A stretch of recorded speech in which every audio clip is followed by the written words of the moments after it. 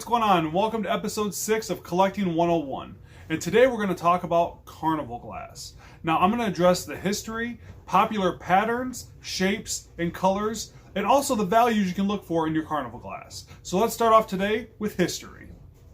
Carnival Glass started being produced in 1908 by Fenton. Now when they first started producing this glass, it was actually called Iridel. Now, Iridel was known for being fused with iridescent luster that reflected light and shone metallic highlights in the glass that were absolutely gorgeous. Now, just like we talked in our past Collecting 101 video on Fenton, a lot of their early work was highly inspired by high-end glass companies like Tiffany and Steuben, and Carnival Glass was no different.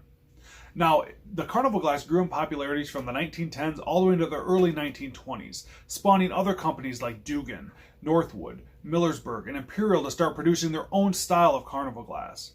But throughout that time, Fenton actually maintained the top spot for being the highest or the best manufacturer of Carnival Glass, producing over 150 different patterns. Now that was until the late 1920s, when the premium prices that these companies wanted for Carnival Glass, the consumers weren't willing to pay. Consumers were actually calling Carnival Glass the poor man's Tiffany. Now when you get this kind of moniker on your name, it was really a detriment to the product. So much so that they discontinued making Carnival Glass in the late 1920s. Now, after it was discontinued, it was actually sold off to carnivals, and carnivals were giving it away as prizes when you won a game at the carnival. Hence how we know the name today as Carnival Glass, where back then it was known as Iridel. Now all of us know it today as Carnival Glass for that exact reason, which is just absolutely cool to me. I mean, it's such a great fun fact to know about Carnival Glass. Now, Carnival Glass did try to make a comeback in the 2000s with Fenton just before it started to close. They did produce a few more products, but nothing too crazy. Until Fenton went out of business, and I think it was 2007 or 2008, Fenton went out of business, and so there wasn't a lot that came up, but they did come for a small comeback in the 2000s. Now, with such a small amount of history, only from 1908 to the late 1920s, about a 20-year history, not a lot to talk about in the history, but I can't wait to tackle the pattern section of this video because there's a lot of great patterns, colors, and styles that I want to talk about. So let's get on to popular patterns, styles, and colors. Alright, so let's delve into the popularity of Carnival Glass. Now, with over 2,000 different combinations in circulation today, I can see how it can be tough to decide what to start collecting. So I'm going to break it down into 3 separate categories, and hopefully that'll give you enough information to decide what's best for you. So let's start off with color. Now, your 2 most common colors are your marigold and your amber. Now, marigold is the most popular color of Carnival Glass, but it's also the most common. So that just tells me it's probably going to end up being the least valuable. So watch putting a lot of marigold into your collection if you're looking to to flip it down the line. Now after that, it's the amber. Now in my opinion, amber is probably the most, at least collectible color. We usually have a lot of it on the shelf and it doesn't move very fast. But if you're a collector of it, I mean, it's probably the best thing to buy because there's a lot of it out there and we don't sell a ton of it. So maybe there's a lot out there for you to buy as well. So after that, it's going to be your green and your blue. Now these 2 are probably my favorite Carnival Glass colors. They look great in showcases and shining that light on them, and it really highlights that reflective of the light as well as the metallic look we talked about when they were producing the Carnival Glass. Now after that, you have your amethyst. Now I think amethyst is probably the toughest color to come across when it comes to your common colors, but man, it sure does look really good. And we get a lot of calls about amethyst glass, but man, it's harder to come by. Usually I only see it at auctions or, if I'm on a house pick of a collector of Carnival Glass. The only time I usually ever see it very often, I rarely see it at garage sales and whatnot. So keep that in mind if you're starting to collect it. It's definitely a harder one to come by. Now, these last 4 colors I want to talk about are probably the rarest colors when it comes to Carnival Glass. Now, this is your red, your milk glass, your aqua, and your peach. Now, these 4, in my opinion, are just absolutely stunning. I mean, I honestly could look at them all day. I've seen them in showcases, and man, they just look so great under a light. So if you have these colors and you're a collector, hold on to them because they're definitely going to hold on to value. Now, if you're a seller and you have these colors, trust me, there is a buyer out there for these because these are the 4 most sought after colors in my opinion. So, all right, next we're going to talk about patterns. Now, the first pattern I want to talk about is the Poppy Show. Now, this is made by Northwood. Again, as I show you guys these pictures here, you guys will really see the uniqueness of each of these patterns. The next up is the Grape and Cable, also made by Northwood. Again, a very unique and beautiful pattern that, you know, a lot of collectors are out there looking for. Next up is the Dragon and Loganus. Now this is made by Fenton. And anything attached to Fenton's name is always going to carry a little more value, in my opinion, because Fenton was such a nice company, and it definitely adds a little more luster to your collection when you have Fenton pieces in there. Now next up is the Good Luck. Now this is made by Northwood. This is probably one I get asked about more often at the store. Is if you have a lot of these. I don't come across it very often, but I do know there's a lot of collectors out there looking for it. I just don't get a chance to come across it as much as I'd like to. So, and the last one I want to talk about is the Holly. Now this is also made by Fenton, and like I told you with the Dragon and Lotus, anything attached to the name Fenton is going to hold a little more value, in my opinion.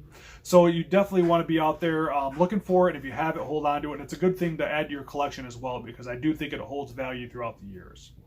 Now, the hardest, rarest patterns I've had to come across are these three right here. The Strawberry Scroll made by Fenton. Again, you guys, just look at these. I mean, these are absolutely stunning and gorgeous for patterns. You know, I mean, they're just definitely something you want to keep looking at.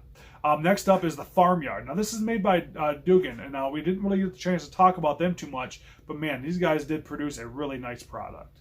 And then last up is the Black Amethyst made by Northwood.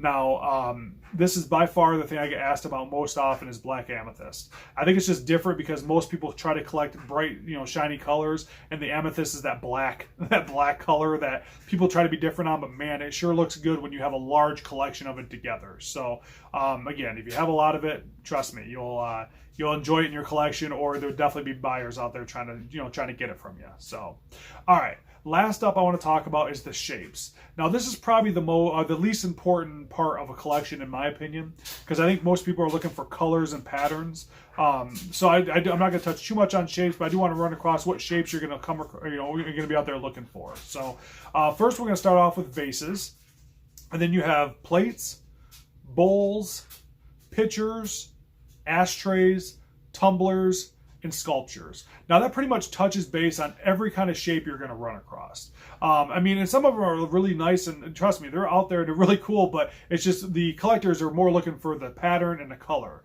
After that, the shapes are really the least important part, but still, it's obviously attached to it, so you're going to have to, be out there looking for it. That's just the most popular ones I know of. So, now, another thing really cool with the shapes is the variations. Now, when they produced these, they actually flared some of them, or crimped them, or folded them. So you're going to get different styles to these vases or sculptures that, so each one's going to be a little different. So you can have that bright blue sculpture or that bright blue vase, and the vase might look different. It might have a folded top, or a flared top, or a crimped top. So, I mean, it's going to give you a different ways to add to your collection. That's going to make it so you have a really unique collection that's people are going to be looking for. So, all right, that kind of touches base on all the popularity things I want to talk about with Carnival Glass. I mean, there's so many different combinations, over 2,000. So definitely a lot of opportunities to add some really unique pieces to your collection.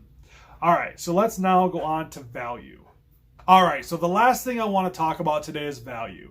Now, value to me can be broken down into 5 different categories. First off is condition. You want no chips and no cracks on your Carnival Glass. That's going to help you hold the most amount of value.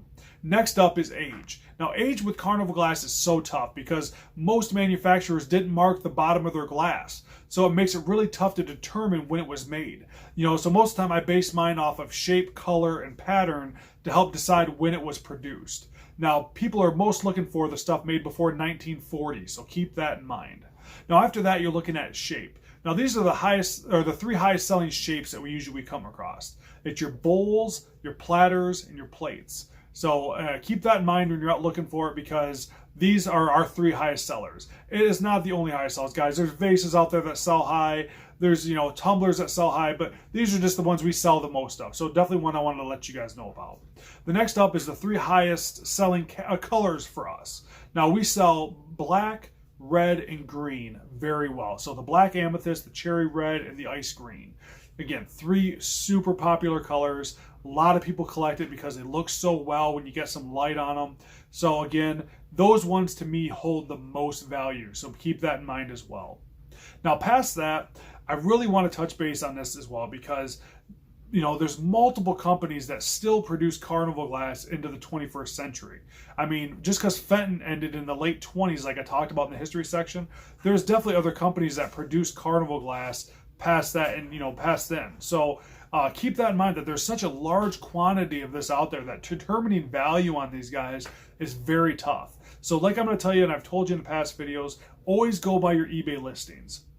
eBay sold listings, I'm sorry, because that's going to give you the market. That is what always gives you the market. People are paying this price for them.